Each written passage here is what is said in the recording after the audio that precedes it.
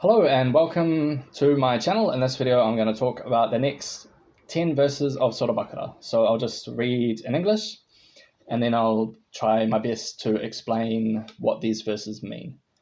So I'll get started. Bismillahirrahmanirrahim.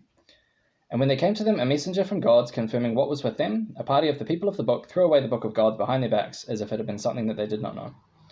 So basically when Prophet Muhammad came to the Holy Qur'an, he had the same message. It was one God, and also within the scriptures that the people of the book had was the coming of a prophet. And basically the Holy Qur'an basically threw the book behind their backs, and they basically said, "What are you talking about?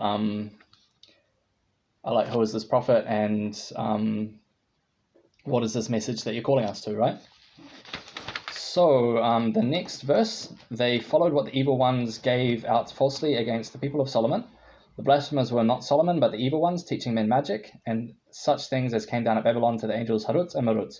But neither of these taught anyone such things without saying, "We're only for trial, so do not blaspheme." They learned from them the means to sow discord between man and wife, but they could not harm anyone except by God's permission. And they learned what harmed them, not what profited them. And they knew that the buyers of magic would have no share in the happiness of the hereafter. And vile was the price for which they did sell their souls, if they but knew. So essentially, during the time of Solomon, there were two angels, Harut and Marut. They came down as a trial, essentially, for the people. And the people basically learned the wrong thing. They basically started to engage in magic. And this verse is telling us that those who engage in magic have no share in the hereafter, right? So the next verse, if they had kept their faith and guarded themselves from evil, far better had been the reward from their Lord if they but knew. So essentially, if they had kept their faith and not engaged in magic, they would have had a much more enduring reward with Allah. And this is what this verse is saying. Now, the next verse, "O you of faith, say not to the messenger words of ambiguous import, but words of respect. And hearken to him, to those without faith, is a grievous punishment." So basically, the Bani Israel, they were addressing Prophet Muhammad with sort of an insulting term. They were saying this word "Raina," and basically to the Muslims, they were trying to say a word of respect. But the Bani Israel, they were kind of insulting the Prophet. So basically that's what happened. And it's sort of a reminder to not engage in the same sort of behavior, right? So the next verse, "It is never the wish of those without faith among the people of the book, nor of the pagans, that anything good should come to you from your Lord, but the God will choose for his special mercy for whom he will, for God is Lord of grace abounding." So basically, there are people amongst the people of the book that wish nothing good. Basically, this verse is saying that it's the people of faith that God is essentially merciful towards, and he is he's the Lord of grace abounding, right? So the next verse, "None of our revelations do we abrogate or cause to be forgotten, but we substitute something better or similar.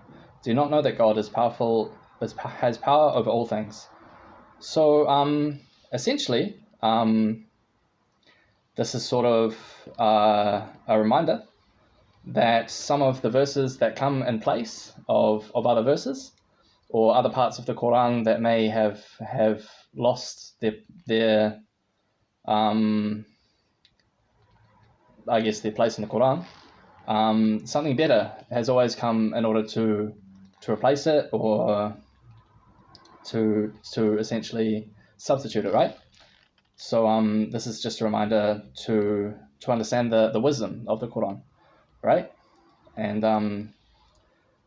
and God has power over all things. So this is all within the wisdom of Allah. "So do you not know that to God belongs the dominion of the heavens and the earth, and besides him you have neither patron nor helper?" So essentially, when you have Tawheed, basically, this is the best thing, and nothing in the whole planet, nothing at all, can actually help you. Essentially, help only comes from God's, and God is the owner. He has the dominion of the heavens and the earth. So everything comes from God, essentially. Now the next verse, would you question your messenger as Moses was questioned of old? But whoever changes from faith to unbelief has strayed without doubt from the even way. So I guess this is another reminder that to remember how Moses was questioned, and not to ask the same sort of questions to Prophet Muhammad, peace be upon him.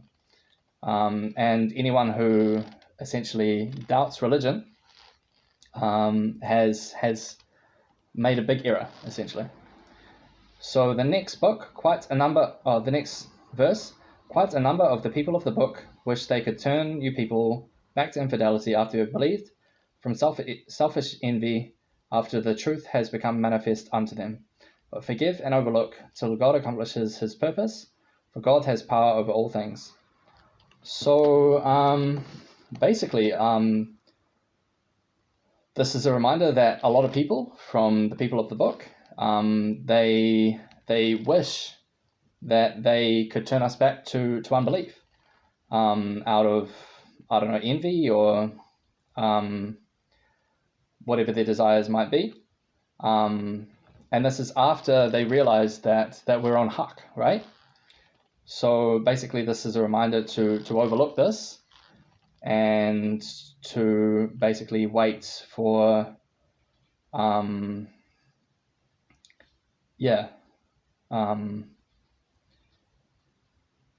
wait for God to accomplish his purpose, essentially.